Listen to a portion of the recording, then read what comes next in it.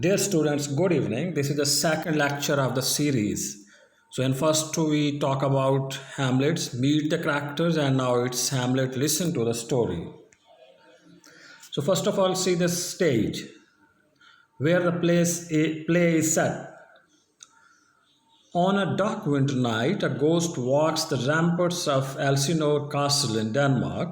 Discovered first by a pair of watchmen, then by the scholar Horatio, the ghost resembles recently deceased King Hamlet, whose brother Claudius has inherited the throne and married the king's widow, Queen Gertrude. When Horatio and watchmen bring Prince Hamlet, the son of Gertrude and the dead king, to see the ghost, it speaks to him, declaring ominously that it's indeed his father's spirit and that he was murdered by none other than Claudius.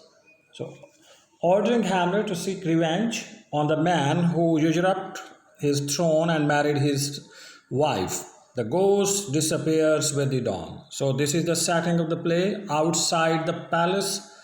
Here we can see sharp contrast that what's happening inside the palace and what's happening outside the palace. Inside, celebrations are there, firing is there, and outside the play, a gloomy atmosphere is there where ghost is there, ghost is wandering.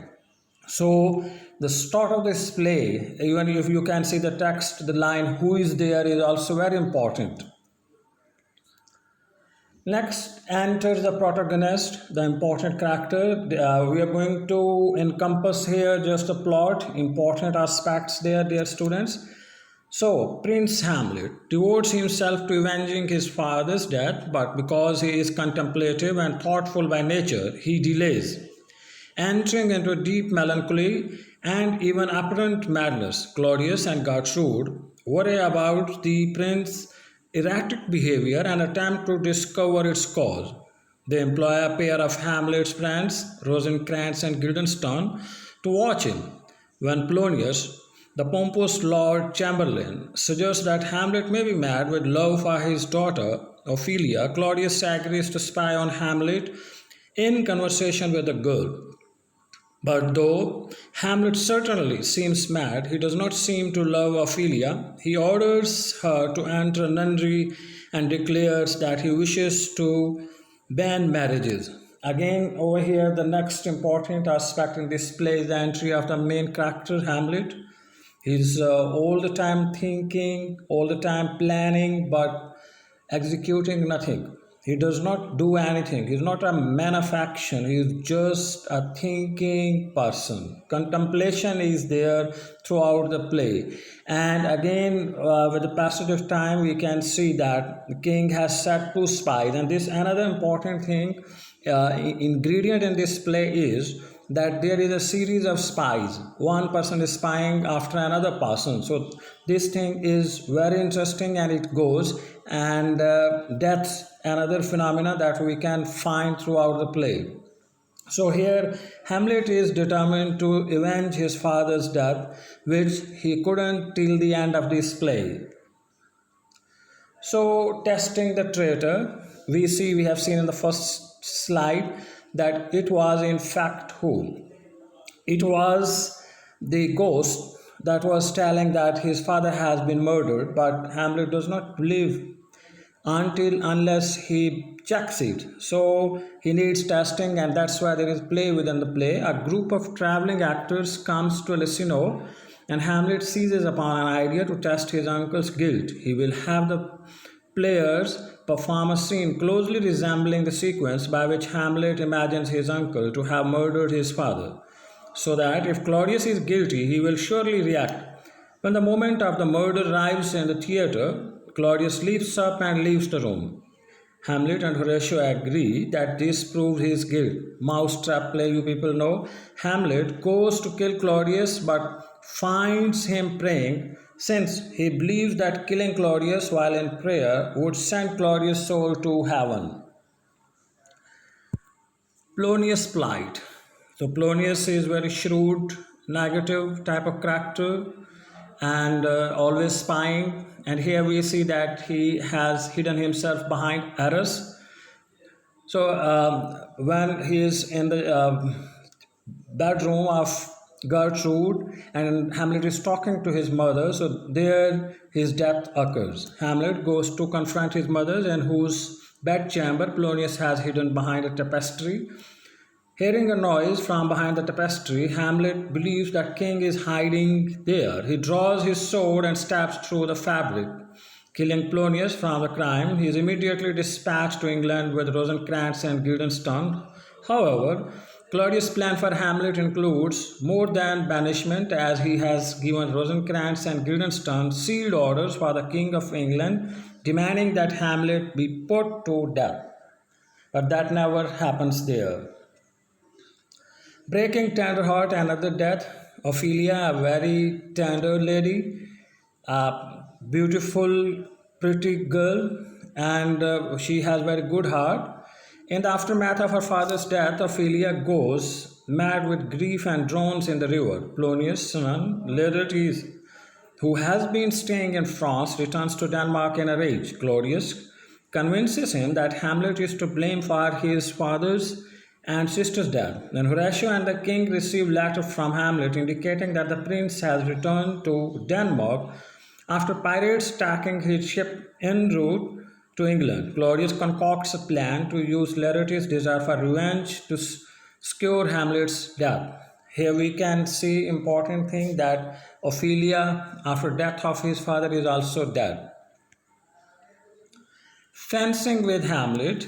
So Laertes, Fortinbras, and Hamlet. These three are young men, but they are foil to each other. Laertes and young Fortinbras, they are men of action, but Hamlet is not man of action. Laertes will fence with Hamlet, an innocent sport, but Claudius will poison Laertes' blade so that if he draws blood, Hamlet will die.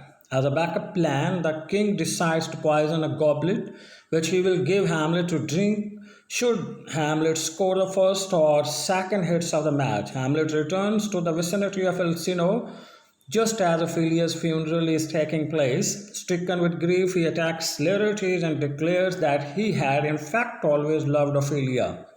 Back at the castle, he tells Horatio that he believes one must be prepared to die. Since death can come at any moment, a foolish courtier named Osric arrives on Claudius' orders to arrange the fencing between Hamlet and Laertes. So, just man behind the gun, a man who is creating that trouble, a villainous character is King Claudius. He wants Hamlet death at any cost. The sword fighting then happens there. That's the result of that previous planning. The sword fighting begins. Fencing.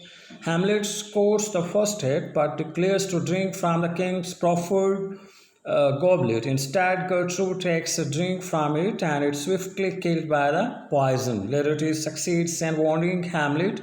Then Hamlet does not die of the poison immediately. First, Laertes is cut by his own sword's blade, and after revealing to Hamlet that Claudius is responsible for the queen's death, he reveals king's plan, that how that all was planned. He dies from the blade's poison. Hamlet then stabs Claudius through with the poisoned sword and forces him to drink down the rest of the poisoned wine. Claudius dies and Hamlet dies immediately after achieving his revenge. So this is how this play ends. Deaths are there, all characters are dead one by one, and nothing is left behind. Just one person is behind, that's Horatio, and we see that the curtain falls.